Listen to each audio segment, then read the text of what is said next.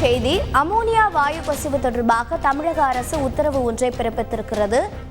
கடலுக்கு அடியில் புதிய குழாய்கள் அமைக்கப்பட வேண்டும், குழாய்க்கு அருகில் அமோனியா சென்சார்கள் அமைக்க வேண்டும் என பல்வேறு உத்தரவுகளை பிறப்பித்திருக்கிறது. இது பற்றிய விவரங்களை செய்தியாளர் பாஸ்கர் வழங்க கேட்கலாம்.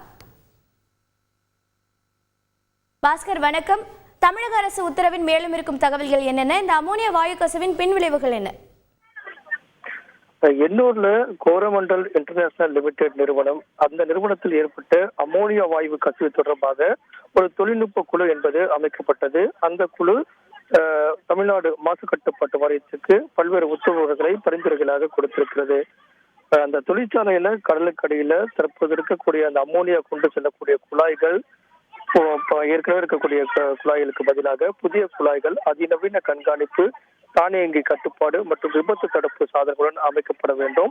கடலிலிருந்து சாலை வழியாக தொழிற்சாலைக்கு அமோனியா வாயு கொண்டு செல்லும் இடத்துல குழாய் சரியாக பாதுகாக்கப்படவில்லை.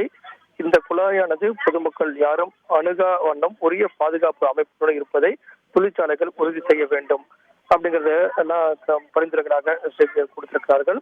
இந்த அமோனியா வாயுவுக்கு ஏற்பட்ட கசிவால் ஏற்பட்ட ஆலையை சுற்றி இருக்கக்கூடிய கிராம பொதுமக்களுக்கு முன்கூட்டியே எச்சரிக்கை அளிக்கும் வகையில தொழிற்சாலைகள் அனைத்து திசைகளில் கடற்கரை சாலை வழியாக ஆலைகளுக்கு செல்லக்கூடிய குழாய்கள் அருகே இருக்கக்கூடிய அந்த அமோனியா சென்சார்கள் அமைக்கப்பட வேண்டும் அப்படிங்கிறதும் பரிந்துரைகளாக கொடுக்கப்பட்டிருக்கிறது.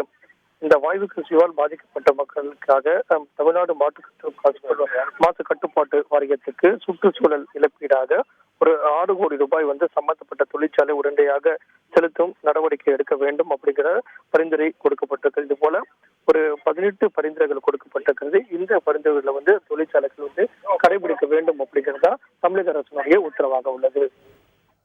தகவல்களை வழங்கியதற்கு நன்றி பாஸ்கர்.